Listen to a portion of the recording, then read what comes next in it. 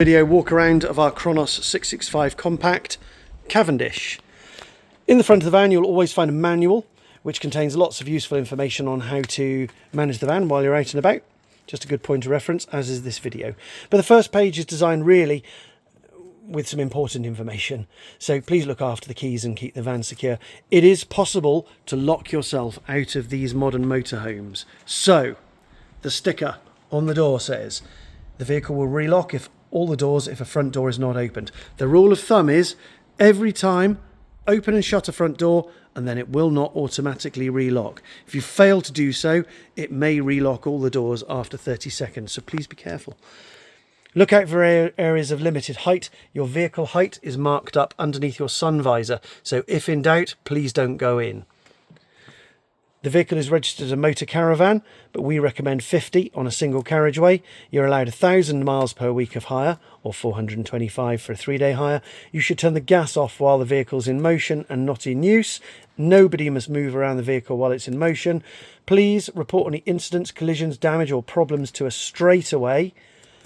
And then your responsibility is to us: don't smoke in our van, please return it reasonably clean and tidy, respectfully clean and tidy we like to call it, otherwise we reserve the right to charge a cleaning charge, and empty the waste tanks, toilet cassettes and bring it back full of fuel. Fuel locations are on here with their postcodes, and you must make sure you are on time, otherwise you may find there is a late fee. So in the cabin we have 2 swivel seats. There's a little lever down here that will swivel these to face the inside. You have a fairly standard cockpit. You have reversing camera on this one. No sensors on the rear, so please back up with caution. You have a standard automatic gearbox of park, reverse, neutral drive and M is manual. Please just drive it in D, and cruise control and everything is on your steering wheel. We'll talk some more about the driver's side when we come round to that side of the van, but you also get like a road trip book and an atlas as well. So coming down the side, we have a diesel filler point. Diesel goes in here. Simply put the diesel in there. And AdBlue, should you need it, goes in down there. This is a gas barbecue point. And then over here, we have the gas locker. All you need to do is to turn it on here or off here. And it says on the top, open and close. And should you run out of gas, you simply swap that one by hand to the next one. Next to it, you will find the toilet cassette. The toilet cassette, normally locked away inside here. Lift the lever, pull the whole thing out and take it to the chemical toilet disposal point. You will open the spout up, pour everything away out of the spout, and then having rinsed it back through the spout and emptied everything that's inside, you can pop in one of our little toilet chemicals, which will be found usually in a little pot just inside here. And then with a little bit of water, it's ready for reuse. And all you do is just simply slide that back in till it clicks and then close the door. Now on this van, you have a fairly large tail swing. And by this, we mean you have a large overhang. As you go through a gateway, it's vitally important that you completely clear the gateway before you start to turn. Otherwise, you'll catch this end of the van. So just make sure you overcompensate for anything. Passing parked vehicles in a tight spot or going through a gateway, just make sure you've completely cleared the object before you start to turn. Otherwise you'll damage the vehicle in this area here, and nobody wants that. Then we have a large garage. Inside here you'll find things like levelling ramps, so you're going to drive up onto them before you do anything. So to make sure the van is nice and level. And then you're probably going to plug in your mains hookup cable. More on that in a moment. You've also got your water filler hose for topping up your water. So level 1, energy is twice, and then you just basically uncoil your cable, plug it into the side of the van, and then you need to turn on your gas perhaps for inside. Dustpan and brush, just a couple of ladders for the 2 beds on board. We have over there an external shower. That plugs in down here. Obviously the little light for this one. And this little piece of seat is for use inside the cabin, but we leave it out for people to be able to put their legs down. I'll tell you more about that in a moment. Around the back of the van, just to show you the perspective, we have a camera up the top, but no sensors on the rear. Just the other half of your garage in there. Down this side, we have a boiler exhaust pipe. You don't do anything with it, but it is normal to see steam coming out of it in the colder months. Because that's the exhaust pipe for the boiler. This is an exhaust pipe for the fridge. So again, it's normal to hear the fridge running on, when it's running on gas, to hear the burner running inside there. And then we have the fresh water and the electric hookup points. For the electric, you usually have a cable on board. Simply lift the lid of your cable and push the whole thing inside like so. And then you normally hear your fridge go click, and there's something inside the van that will just confirm that it's working. But it's not very often we have a problem with the mains. It's more the campsite have an issue rather than us. Fresh water lives in here. Please don't put diesel in it. It will be supplied to you full. You don't need to return it full, but that's where the water goes in. And just one more point while we're on this side. Down here you'll notice there's a little T-bar at the back. This would drain your wastewater. So if the T-bar is pointing towards me, the T-bar is out, the wastewater will come out. If the T-bar is in, the wastewater will stay in, and that just drains to the ground. Last but not least, on the driver's side, we have our handbrake. Pull for on, push for off. Hill hold on here, automatic lights, and everything else should be fairly straightforward. Coming into the van, we have a fly screen on the side door. You'll find a bin down here, and then inside we have an adjuster for the table. Over the cab, silver screen blinds. These stick onto your windscreen and the side windows as blinds, whereas on your side windows in the cabin you have these blinds here. Simply squeeze them to make them move. When we were in the garage, we mentioned there was a little piece of board and a cushion. The board, the lugs go in there, and then you can put an extra piece of cushion in here to form an L-shaped lounge. You will normally have your two swivel seats turned to face the inside to form your cabin, and as you'll see up here, you've got all sorts of storage just by pressing underneath. Storage underneath there. All of these lights underneath are generally touch sensitive, so you see this little blue light, just to switch them on and off. And then we'll look back towards the rear of the van.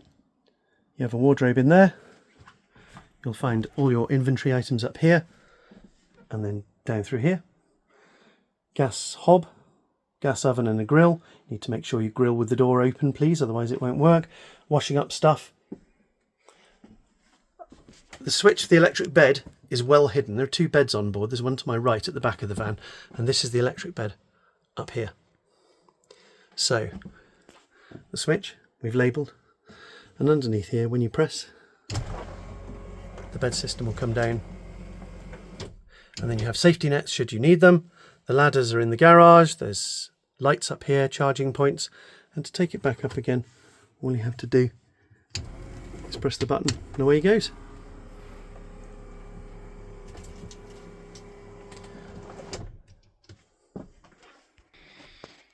Located slightly inconveniently just up in the kitchen is your control panel for the van. Wake it up here. At the moment we can see that we've got mains power connected.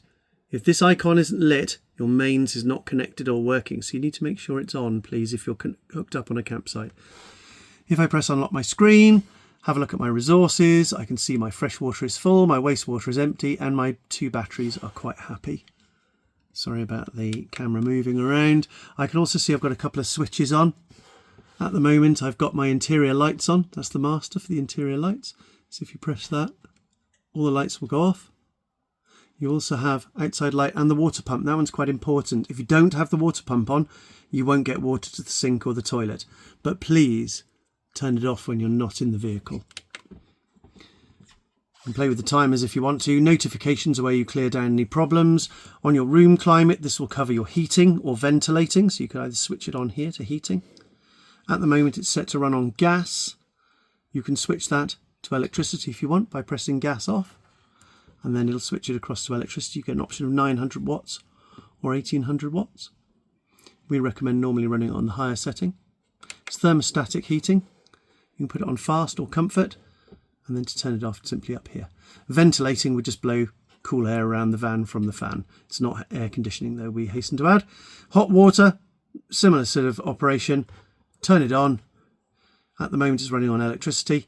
It'd take about 20 odd minutes to get your tank of hot water. It's currently 35 degrees, but you've got options for comfort and long shower and the like on here. And you've also got an option to turn your water pump on. So again, if If you get any notifications, you need to clear them down. That would usually be, for example, that your mains isn't working or you have run out of gas. Looking towards the back of the van, some touch sensitive lights here. One up there and one in the washroom, just up here. So your washroom features a toilet with a swivel bowl. You have the grey lever, which you must open before you use the toilet. If you don't do that, well, bad things will happen. Always open the lever before you use the toilet. And when you finish using the toilet and you've flushed it using the bowl, the flush button here, just close that lever up again, please.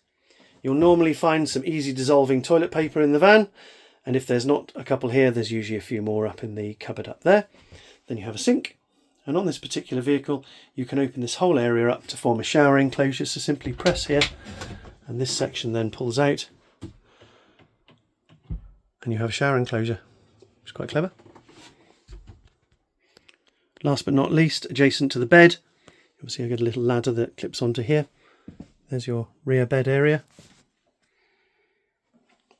There's a couple of USBs up there as well. You have a very large fridge.